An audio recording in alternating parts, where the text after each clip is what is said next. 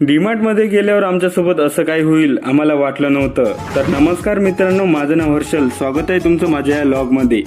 सकाळी सकाळी आलो आम्ही जिमवर काही एक्सरसाइज केली आणि मग गेलो ग्राउंडवर जयेश भाऊनं घाम निघतपर्यंत मारल्या उड्या. एवढा व्यायाम केल्यानंतर आम्ही गेलो थकून. तर करावं म्हणलं नाश्ता केला, फ्रेश झालो आणि मग गेलो डीमार्टला. यवतमाळला डीमार्ट अशी जागा आहे जिथे आम्ही एका पायावर पण जाऊ शकतो. तिथे आमचा मित्र साई एका बावल्याच्या प्रेमात पडला. तर मग मला दिसली एक गाडी. मग मी तिथे गाडी चालवली. इकडे साई भाऊ पंख्याची हवा घेत होता आणि तिकडे जयेश भाऊ मोतीबिंदूचं ऑपरेशन झालेल्याचे चष्मे पाहत होता. डीमार्ट मध्ये काही सामान घेऊन आम्ही गेलो मग आझाद मैदानवर.